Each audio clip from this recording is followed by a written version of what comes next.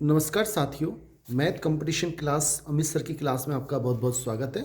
साथियों, आज की क्लास में हम एक विशेष टॉपिक ले रहे हैं जिसमें हमें क्या करना है कि ऐसी संख्याएं हमें दी जाती हैं और उनका इकाई-अंक हमसे पूछा जाता है कि इसमें इसके जो हल करेंगे तो आंसर में इकाई का अंक क्या होगा।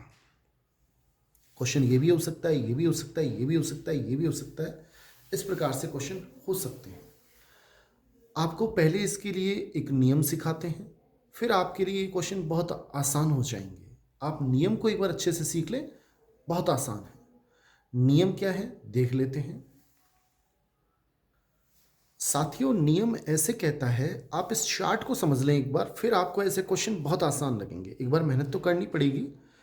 चार्ट ऐसे कहता है, अगर इकाई का अंक 0 है, 1 है, देखो मैंने सबसे पहले लिख दिया 0, 1, 2, 3, 4, 5, 6, 7, 8, 9, 9 तक मैंने गिनती लिखी। आपसे निवेदन रहेगा एक बार आप पूरा ध्यान दें जो मैं कहना चाह रहा हूँ, 100% समझ में आ जाएगा। आप घबराएं नहीं, मैथ ऐसा सब्जेक्ट है जिससे घबराना नहीं चाहिए। तो अगर इकाई का अंक 0 या 1 है, मैंने क्या किया, नीचे से देखो 0, 1, फिर 3 छोड़े, फिर 5, 6, नीचे बीच में देखो 3 यहाँ आएंगे, ध्यान रह जाएगा। 3 ये छोड़ने पड़ेंगे और इसके बाद भी 3 है। 2 अंक लिए, 3 छोड़े, फिर 2 अंक लिए, फिर 3 छोड़े, तो याद रहेगा 0, 1 और 5 और 6। अगर ये इकाई का अंक है तो इकाई का अंक में कोई बदलाव नहीं होगा। कौन कौन से? 0, 1, 5, 6। अब हम क्वेश्चन देख लेते हैं। अब जैसे साथियों ये क्वेश्चन पूछ रहा है 35 की पावर 12। अब इकाई का अंक देखना है आपको, ये इनसे कोई मतलब नहीं है, चाहे ये 3, 6, 5, 7, 5 ये क्वेश्चन हो, तब भी हमें केवल ये अंक, इनसे कोई मतलब नहीं है, हमें केवल ये इकाई का अंक देखना है। अगर अभी आपको बताया इकाई का अंक 0, 1, 5 और 6 है, इनमें से है, तो आपको दिमाग नहीं लगाना है। इकाई का अंक क्या होगा? 5 तो 5 आएगा, 1 तो 1 आएगा। अगर हमसे पूछे 1, 0, 5, 0, 7, 9, 0 और इसकी पावर कुछ भी पूछ ले, 111। अब इकाई का अंक क्या आएगा? 0, 1, 5, 6। अगर इकाई का अंक ये वाला 0, 1, 5, 6 तो सोचना ही नहीं है, इकाई का अंक वही आएगा जो है, तो यहाँ 0 आएगा इकाई का अंक।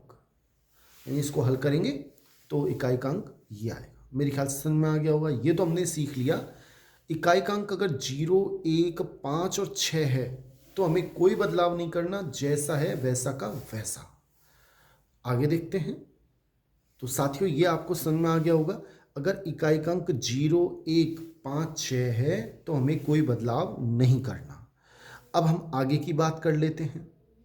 आगे आप देखो 0, 1, 2, 3, 4 गिनती लिखी। अब इसमें हमने 2 को यहाँ से छोड़ दिया, 2 को यहाँ से छोड़ दिया, 2 को छोड़ेंगे तो 4 और 9 की बात करते हैं। अगर इकाई का अंक 4 है, जैसे 6, 5, 4, 7, 4, इसकी घात 26। अब इकाई का अंक पूछे हमसे तो इकाई का अंक क्या होगा? अगर इकाई का अंक 4 है, इकाई का अंक 4 है या फिर 9 है, तो आपको उसकी घात देखनी है, सम है या विषम।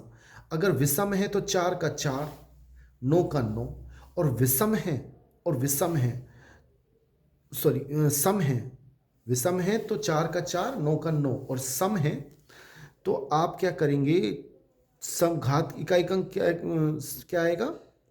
6 आएगा। इकाई का अंक क्या आएगा? 6 आएगा। कब? अगर घात कैसी है? सम। अब जैसे ये है, इसमें इकाई का अंक 4 है, अब कौन सा नियम काम में लेंगे इसमें? 4 और 9 का। अगर घात को देखेंगे, घात क्या है? ये रही घात। अगर सम है तो इकाई का अंक आएगा 6। इकाई का अंक क्या आएगा? 6। अब जैसे इसमें इकाई का अंक ये है, अगर क्वेश्चन ऐसे है 1, 2, 7, 9 और इसके इकाई का अंक मान लो ऊपर घात है 127। अब इसमें इकाई का अंक पूछे तो इसमें इकाई का अंक क्या आएगा? अगर 9 या 4 है, 9 इकाई का अंक 9 या 4 है, अब इसमें 9 है तो आप घात देखेंगे, घात सम है या विषम। अगर विषम है तो 9 का 9, घात विषम है तो 9 का 9, 4 का 4 और सम है तो 4 का तो हो जाएगा 6 और 9 का हो जाएगा 1। याद करने का तरीका बता देता हूँ, ट्रिक्स बता देता हूँ कि इनका टोटल 4 में क्या जोड़ें कि 10 हो जाए 6, 9 में क्या जोड़ें कि 10 हो जाए 1, इनका टोटल 10 हो रहा है। बड़ा अच्छा ट्रिक्स है। क्वेश्चन देख लेते हैं इसे। अब साथियों जैसे इसको देखो, 64 की पावर 53, इकाई का अंक 4 है। अभी आपको बताया अगर 4 या 9 है तो आप घात देखेंगे, विषम है तो 4 का 4 और अब समय इसमें सम है तो इसमें क्या जोड़ें कि 10 हो जाए, 9 में क्या जोड़ें 1, तो इसका इकाई का अंक आएगा 1।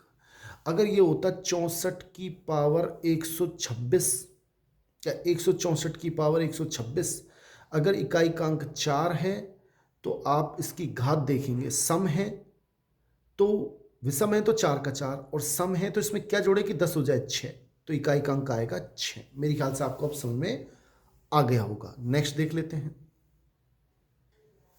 साथियों। नेक्स्ट अब क्या बच गए, 0 की बात हो गई, 1 की बात हो गई, 4 की हो गई, 9 की हो गई, बच गए 2 3 7 9। अब आप क्या करेंगे 7 8, 3 और 7 की बात कर लेते हैं, 3 और 7 की। अगर इकाई का अंक 3 है या 7 है तो आप क्या करेंगे, जो घात है उसमें 4 का भाग देंगे और जो शेषफल बचेगा वही उसकी घात हो जाएगी, वही उस शेषफल जो बचेगा वही नई घात होगी। आप इसको एक उदाहरण से सीखें।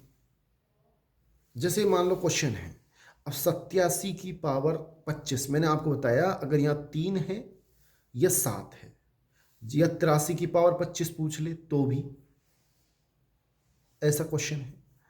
तो आपको क्या करना है, अगर 87 की पावर 25 है, 3 है या 7 है तो आप घात में भाग देंगे। किसका भाग देंगे, किसका भाग देंगे 4 का। अब घात 24 है, 24 में अगर 25 है, 25 में अगर 4 का भाग देंगे तो शेषफल बचेगा 1। शेषफल क्या बचेगा 1 और 7 की पावर वो नई घात हो जाएगी और 7 की पावर 1 को अगर हल करेंगे तो आएगा 7 और यही इकाई का अंक है, यही इकाई का अंक है। मेरे ख्याल से आपको समझ में आ गया होगा। नेक्स्ट एक और क्वेश्चन देख लेते हैं। अब जैसे साथियों ये होता 83 की पावर 26, 83 की पावर 26 तो क्या आएगा इकाई का अंक। आपको सीधा सीधा क्या करना है, अगर 3 है या 7 है तो जो घात है उसमें क्या करेंगे 4 का भाग देंगे। शेषफल क्या आएगा, इसमें 4 का भाग देंगे, 4 6 की 24, 2 शेष बचेगा तो 3 की पावर 2 यानी कि 9 इसमें इकाई का अंक होगा। इकाई का अंक क्या होगा 9 होगा। मेरी ख्याल समझ में आ गया होगा। अब बच गई बात किसकी, 2 की।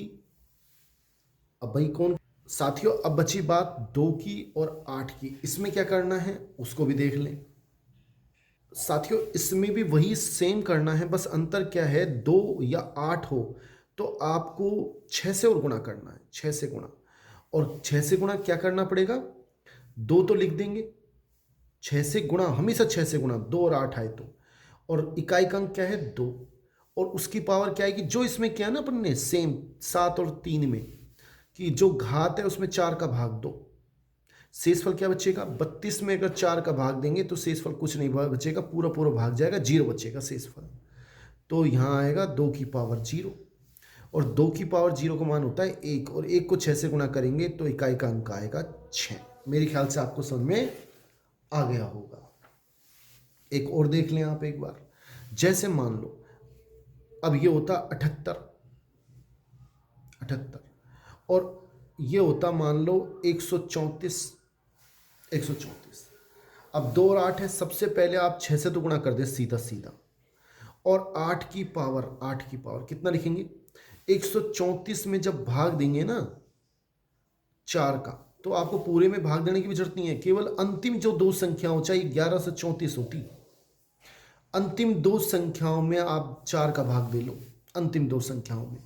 तो 34 में अगर 4 का भाग दोगे तो शेषफल क्या बचेगा 2 बचेगा, 4 8 32, 2 बचेगा। और चाहे 11 से 34 में भाग दोगे तो भी 2 ही बचेगा। आपको दिखा देते हैं कि 4 दूनी 8, क्या बचे 3, फिर 3 उतार लिए, 4 8 32, क्या बचे 1, फिर 4 उतार लिया, 4 तिया 12, तो भी देख लो आप 2 ही बचे।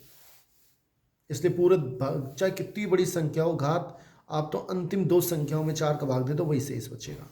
कितना आ गया, 6 इंटू 8 बटो 64, और इसको जब का गुणा करोगे तो 4 छिकी 24, 2 6 छंग 36 और 2 38। इकाई का अंक क्या आया, 4, तो इसमें इकाई का अंक 4 होगा। ऐसे हमें इकाई का अंक ज्ञात करना है।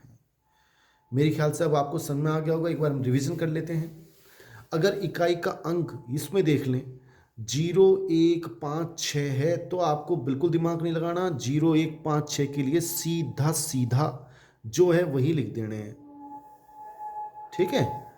और अगर इकाई का अंक 4 है, जैसे ये तो इसके लिए थे, सॉरी, और अगर 4 है, ये अलग है, 4 है या 9 है, तो आपको घात देखनी है। अगर विषम है तो सेम आएगा, 4 का 4, 9 का 9, और सम है तो आप ये देखो, जैसे सम है, अगर घात जैसे इसमें सम है तो 9 में क्या जोड़ेंगे, 10 आ जाए 1, वही इकाई का अंक। 4 के लिए क्या करना पड़ेगा, 6, 4 के लिए क्या करना पड़ेगा, इकाई का अंक 6। अगर इकाई का अंक 7 या 3 है, 7 या 3 है, तो इनके लिए क्या तरीका है, इकाई का अंक 7 है या 3 है तो जो घात है उसमें 4 का भाग देंगे, और जो शेषफल आएगा वो इसकी घात होगी और वो इकाई का अंक हो जाएगा। और अगर घात 2 या 8 है तो आपको 6 से और गुणा करके हल करना पड़ेगा। मेरे ख्याल से आपको समझ में आ गया होगा। बहुत बहुत धन्यवाद। आज के लिए इतना ही। आप इसको समझने का प्रयास करें, समझ में आ जाएगा, और चैनल को सब्सक्राइब जरूर कर लें। थैंक्स।